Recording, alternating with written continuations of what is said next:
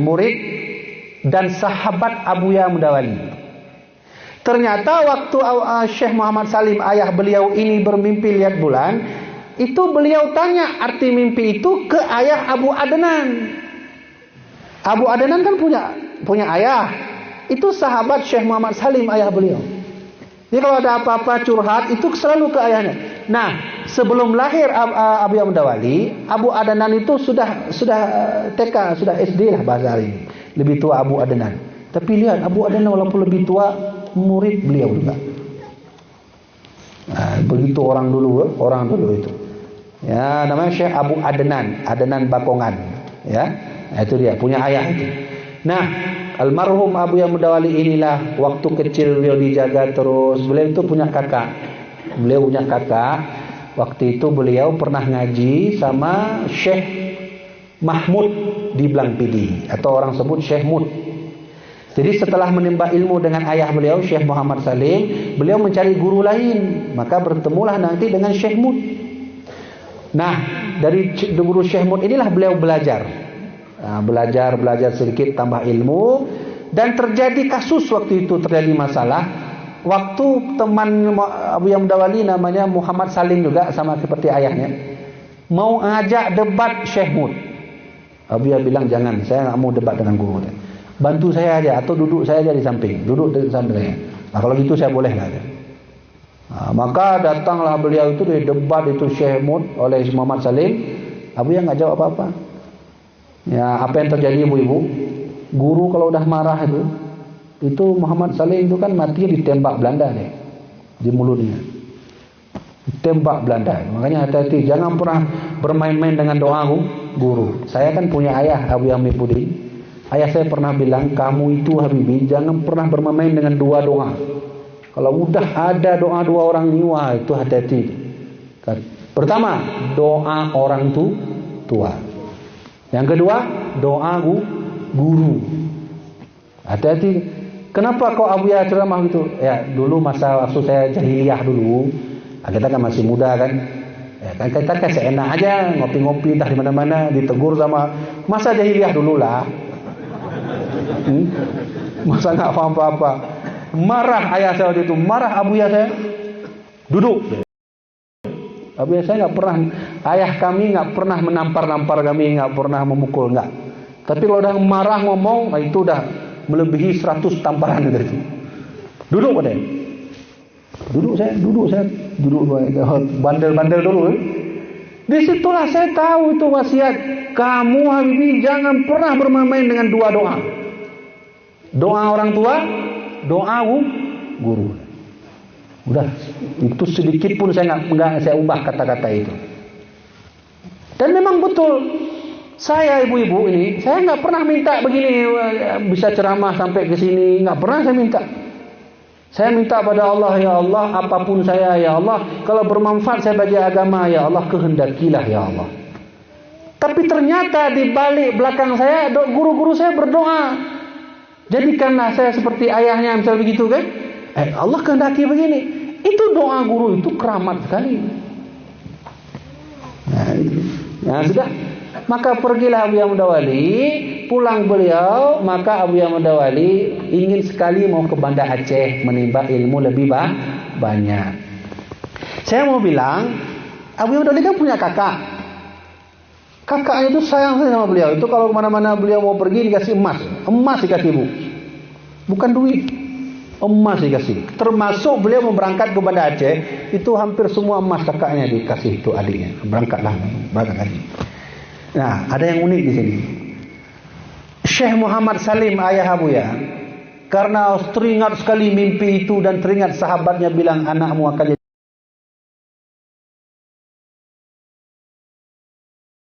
jadi orang besar. Itu kan Abuya dipantau sejak kecil, main sama siapa, dipantau terus. Jadi karena beliau sudah mengizinkan Abuya Mudawali pergi ngaji, beliau seperti nggak rela. Kenapa? Nggak mau melepaskan anaknya, mau bersama terus sama anaknya. Kata Abu Syekh Muhammad Salim, Muhammad, biar saya antarkan kamu sampai ke pagar rumah. Diantar. Nah, ini ceritanya saya baca di buku ayah kami, tulisan ayah saya sendiri. Nah, itu situ saya baca cerita itu. Cerita tentang mimpi bulan itu saya baca tulisan langsung Syekh Abu Adnan Bakongan. Itu beliau tulis langsung waktu hidup dengan Abu Yamdawali. Nah, sampai depan pagar Abu Yamdawali ingin berangkat. Sudah ayah ya, saya mau pergi. Bagaimana pendapatmu biar saya antar ke depan lagi ya? Antar ya. Ya udahlah ayah berantar lah. Antarlah Syekh Muhammad Salim. Sampai ke depan lagi ke satu pasar itu. Kata Mas Salim, Abu Yamdawali, sudah ayah saya berangkat. Bagaimana pendapatmu biar saya antar sampai ke sana? Jauh nanti dengan ulama besar di sana, ulama Aceh besar, yaitu Abu Hasan Krungkali. Nah, Abuya dengan Abu Hasan Krungkali ini juga guru dan murid yang paling setia. Apapun itu, dalam berjuang membela Indonesia, itu juga dengan gurunya. Maka tahun 1953 itu kan beliau diundang oleh Soekarno. Karena waktu itu polemik sudah terjadi di masyarakat, Soekarno tidak sah jadi presiden. Ulama juga berfatwa. Maka Soekarno meminta ulama-ulama sebanyak 500 orang waktu itu dari seluruh negara, seluruh wilayah, dari Jawa ada, dari tempat-tempat lain itu hadir semua. Dari Aceh 2 orang, Syekh Muhammad Salim dan Abu Hasan Krungkali. Berangkat. Yang antar beliau ke Medan muridnya, murid yang paling setia, termasuk koordinator pengamanan Dayah Darussalam, yaitu di Medan itu apa? Abu Kumala namanya. Ya, Abu Kumala namanya itu. Ya, Abu Syihabuddin Shah. Itu Abu Kumala, itu bagian koordinator keamanan. Kalau yang batat-batat di Dayah, beliau yang tukang pukul itu. Itu antar Abuya itu ke Medan. Berangkat Abuya kita dengan Abu Hasan Krungkali, sampailah ke Indonesia, ke Istana Bogor tahun 1953. Bisa lihat di Google foto, coba nanti buka di Google Abu Yamdawali dengan Soekarno, itu nampak tuh dua sedang berbicara, sedang duduk berdiri berbicara. Alhasil singkat cerita, Abuya mengatakan Soekarno ini sah jadi presiden, tapi dengan syarat ad-daruri bi syaukah namanya. Kalau bahasa kita kayaknya nggak ada lagi kayak beliau yang muda ini yang begitu tegas, tegar dari yang lainnya. Ya udahlah kalau itu biarkan dia jadi presiden dan sah menurut Islam. Tapi ingat ad-daruri bi syaukah. Nah, maka setelah itu ulama-ulama yang lain minta, termasuk Kiai Haji Wahab Hasbullah, ya kan? Kiai Haji Wahab Hasbullah itu, lihat di foto, itu ulama dari sana. Alhasil mereka minta, apa referensi Anda Muhammad Wali tentang Soekarno sah jadi presiden? Kata beliau, kau buka kitab Tuhfatul Muhtaj. Dibuka ulama-ulama. Oh ya betul. Gimana? Sah. Soekarno datang. Yang pertama, saya dengar orang kampung nih, dari orang kampung Labu Haji itu, kan ada tua. Saya tanya, ditawarkan pertama oleh Soekarno sebagai Menteri Agama Indonesia. Waktu itu ditawarkan oleh Soekarno. Waktu itu kan ada Menteri Agama kan. Nah, setelah beliau itu kalau mau Abu Yamdawali jadi Menteri Agamanya. Abuya menolak.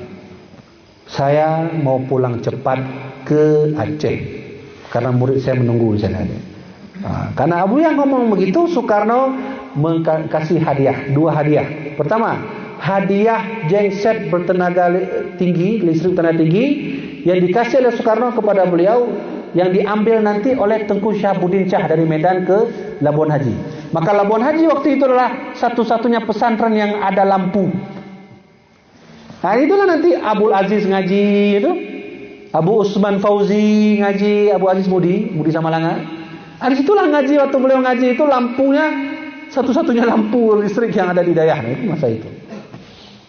Nah, dikasih duit oleh Soekarno. Ini cerita ini saya baca catatan Abu Syihabuddin Shah.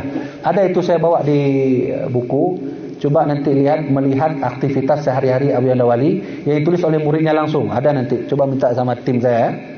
Itu dia. Sudah dikasih duit. Abu Yamdawali menolak. Ada ajudan Abu Yamdawali, beliau faham sekali Abuya itu. Kata Abuya, kata beliau, jangan kau berikan begitu hai presiden kepada beliau. Saya faham beliau itu. Jadi Abuya Yamdawali buka peci, beliau mau ambil air semayang di istana itu, beliau buka sorbannya. Kan Abu Yamdawali bawa tas kecil, mana-mana dibawa. Di situ diselipkan duitnya, diselipkan duit sama muridnya. Muridnya termasuk saudara beliau juga. Ya, bawa. Nah, disitulah resmi semua Indonesia menyetujui Soekarno sebagai presiden. Jasa beliau. Dan ternyata pulang beliau dari sana, beliau mendidik para santri-santrinya. Abu Aziz mengaji, Abu Daud Zamzami mengaji, Abu Usman Fauzi ulama besar termasuk bendahara Dayah waktu itu ngaji. Semua ngaji. Bahkan hari ini ibu-ibu sekalian, Dayah-Dayah yang ada di tempat kita ini, itu puncaknya berasal dari satu tempat, yaitu Abu Ya Mudawali. Abu Slimum begitu ngaji di Mudi. Abu Aziz juga ngaji juga di Labun Haji. Semua dari sana. Abu Tumim Lamlah deh juga ngaji di Labun Haji. Jadi inilah beliau, anak muda, sang bayi kecil yang sebelum lahir oleh ayahnya melihat bulan tadi. Allah kehendaki untuk orang Aceh seseorang yang akan membawa orang-orang Aceh menuju kepada Allah dengan cara yang benar dan baik. Apa metodenya? Dayah. Apalagi salafi diajarkan. Semua metode beliau. Maka saya teringat hadis Nabi.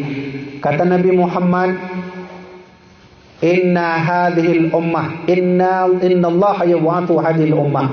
Allah akan mengutus umatku ini seseorang yang akan muncul selama 100 tahun sekali. Paham Ibu? Paham?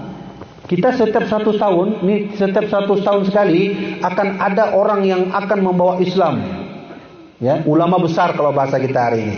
Dan kebetulan Abuya lahir di awal 100 tahun itu. 1916. Ya. 1916. Itu kan awal itu 16 masih. Ya kan? Nah, maka waktu itulah Abuya mendidik para santrinya, beliau menitipkan beberapa pesan-pesannya.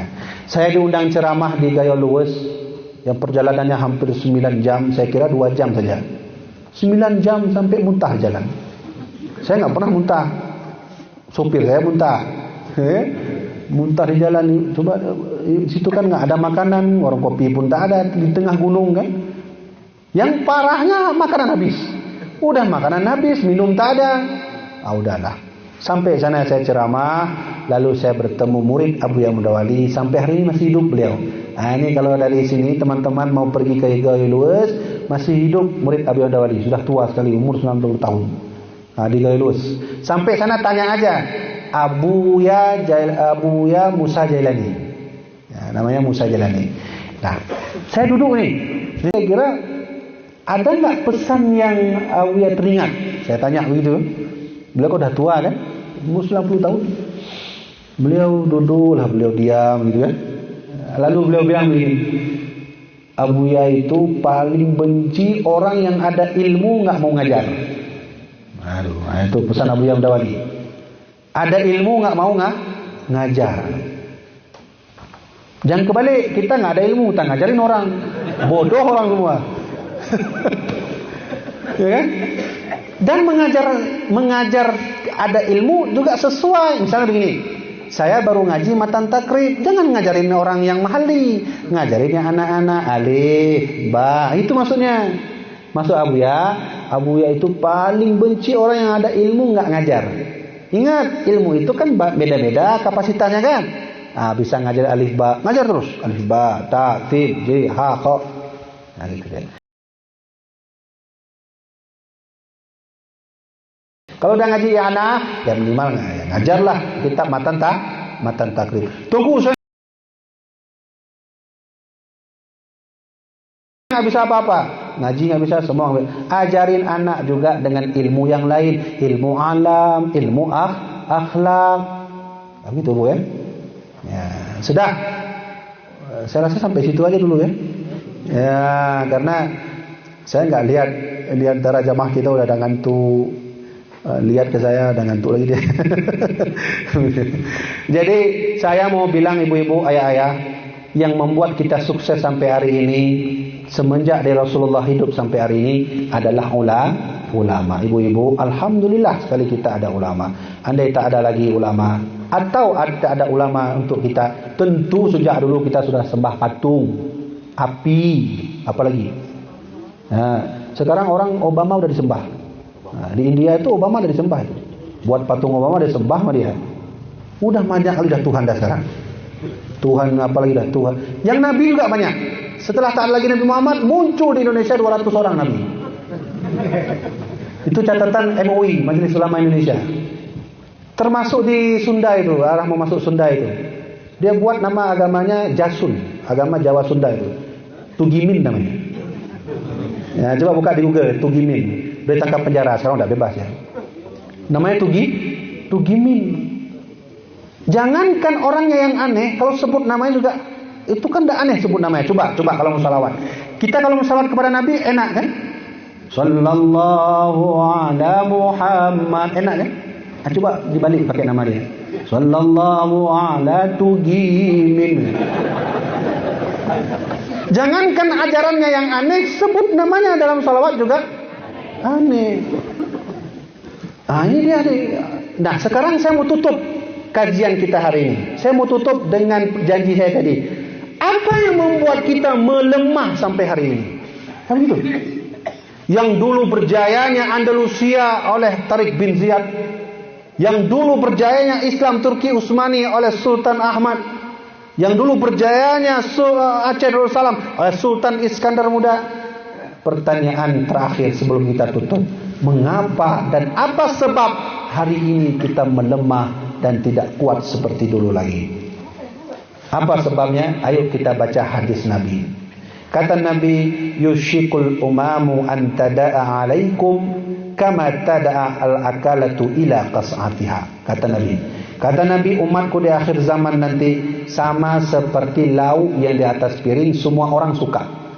Ibu pernah lihat seorang suka satu piring, dia nggak dapat ayam, itu nggak dapat ayam, ada ayam di situ. 5 orang waktu makan kenduri nggak dapat ayam tinggal satu di atas piring. 5 orang nih kerebut. Dia ada yang model pakai garpu kan, ada yang model terjun semua itu. Begitulah nih kayak gini contohnya. Nah, ini saya suka mangga, jeruk, tempat lain nggak ada. Yang hadir 10 orang kan.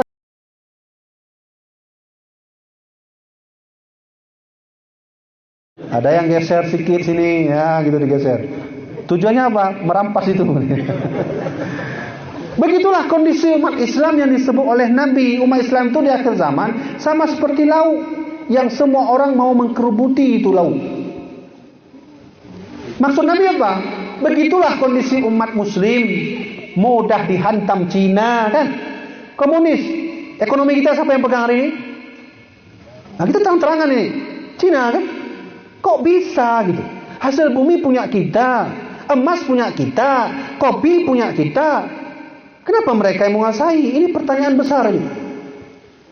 Politik kita juga dikuasai komunis. Ya. Agama masuk ateis. Katanya semua agama benar, untuk apa saling membenci? Ateis itu. Semua agama benar tadi ya. Islam sama Konghucu sama tadi. Itu yang pas kita bungkus dia, kita buang ke laut kan? Nah, gitu kan? Kita nggak ada lagi ekonomi kita hancur, tak ada lagi. Umat Islam hari ini sudah betul-betul merosot sampai ke liang lahat sudah, tak bisa lagi bangun. Lalu sahabat bertanya, ya Rasulullah, kok bisa gitu umat Muslim di akhir zaman? Wa min qillatin nahnu yauma idzin ya Rasulullah. Apa jumlah kami sedikit Nabi ketika waktu itu sehingga kami kalah melawan mereka? Kata Nabi, bal antum yauma idzin katsir.